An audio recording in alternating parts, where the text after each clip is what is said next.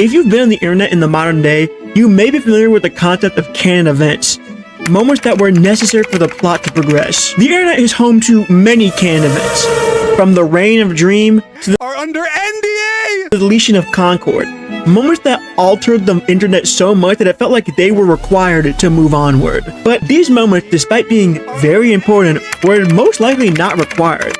If you want to find true internet canon events, look no further back than over 10 years ago.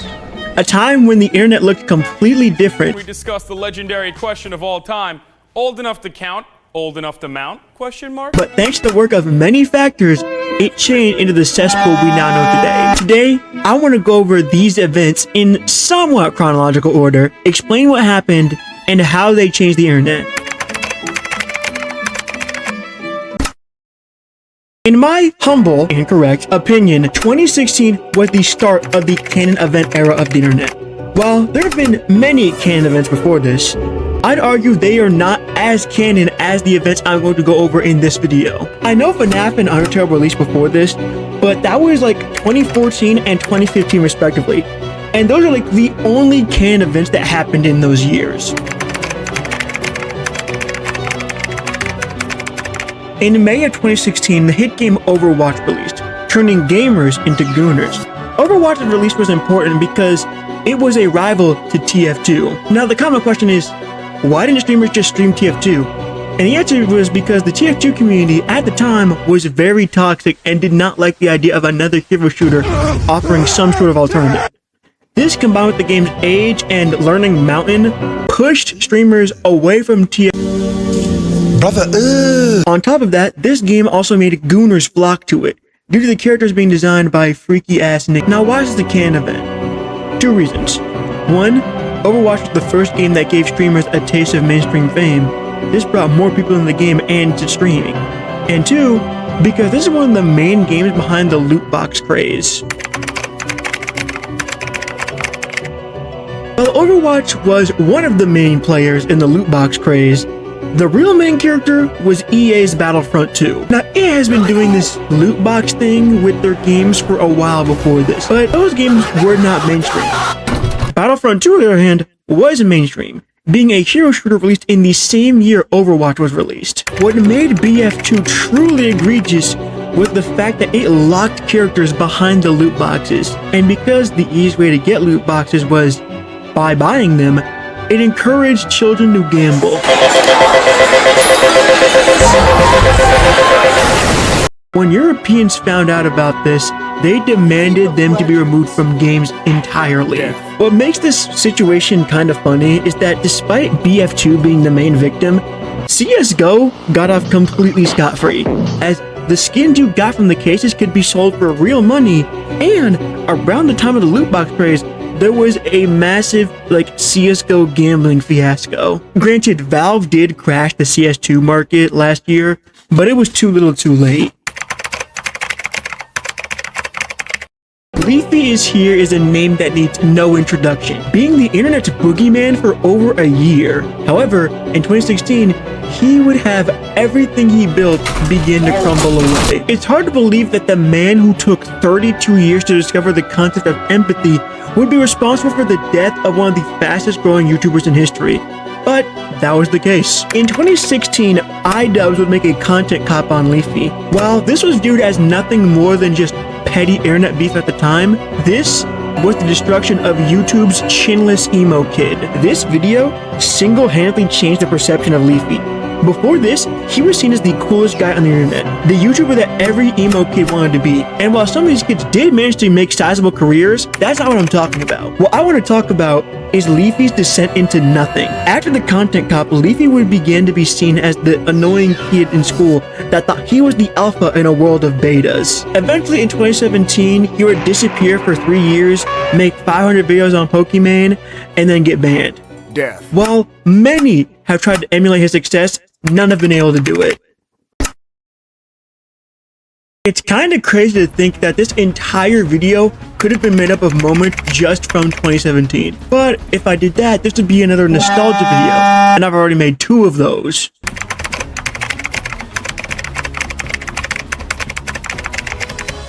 If you ever wanted to get a clear image of the modern internet, I would picture it like a chart.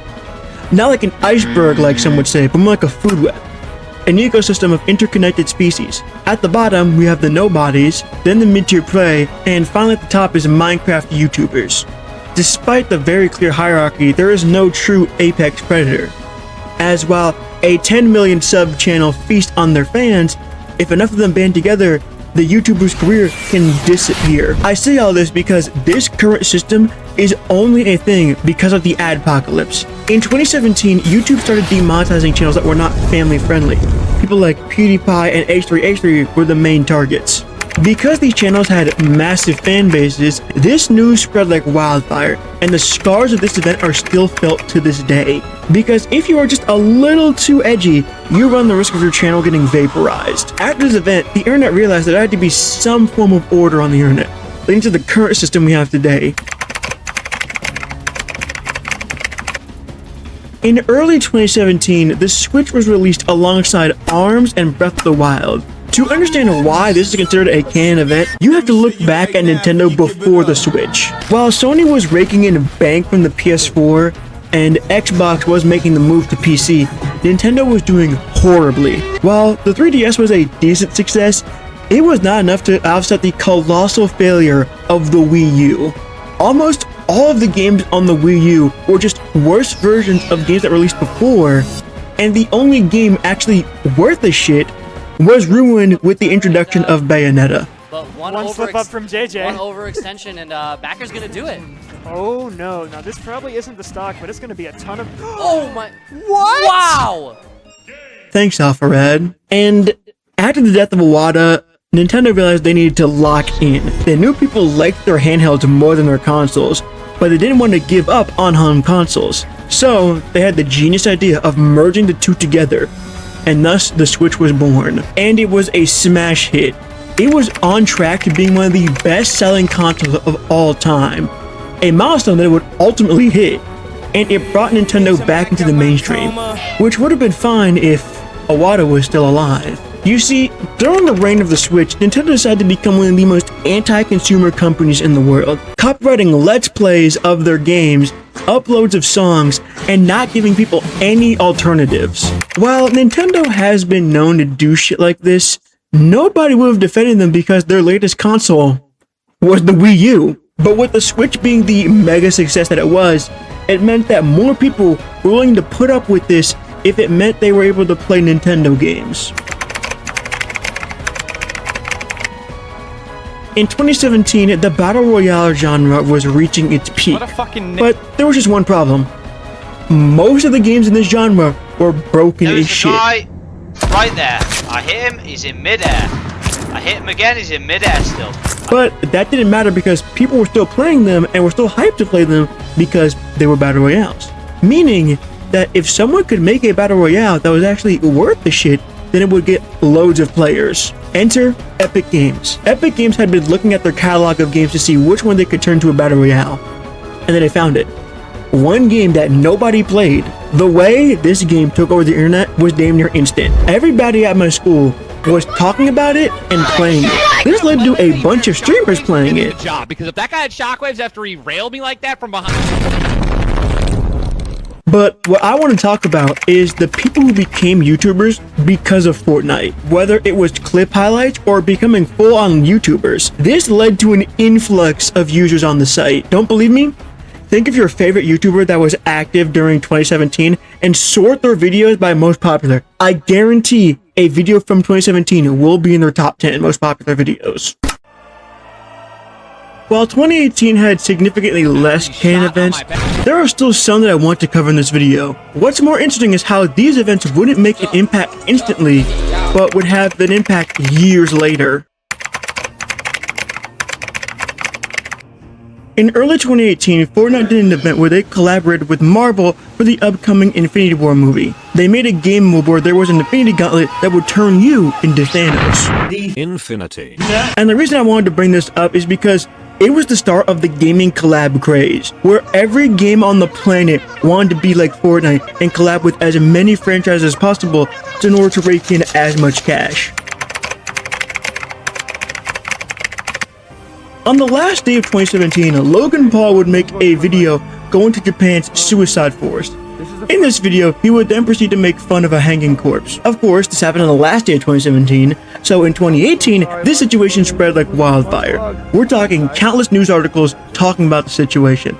This led Logan Paul to being forced into making his apology. I've made a severe and continuous lapse in my judgment.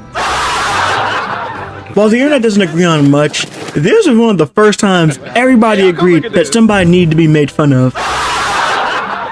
Back when this came out, you could not escape this meme. It was everywhere. I think the closest thing we have to this in the modern day would be iDubbbz's video on sex workers. If you know, you know.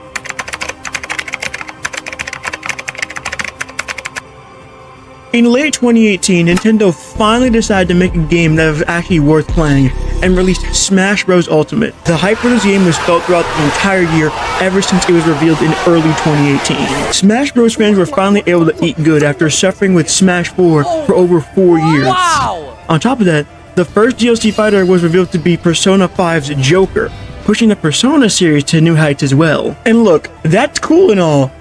I want to cheat and talk about the situation that happened in 2020. In 2020, many high-profile names in the Smash community were exposed for grooming minors. As far as I'm aware, this is one of the first instances of mass internet grooming allegations, something we are all too familiar with now thanks to 2024. The internet is an ever-changing place, constantly evolving to suit our individual interests and giving people livable careers. But there are some moments that the internet will never forget. These are some of the moments I wanted to talk about. There are still many years I have yet to talk about. Let me know if you want me to cover more internet canon events in the comments.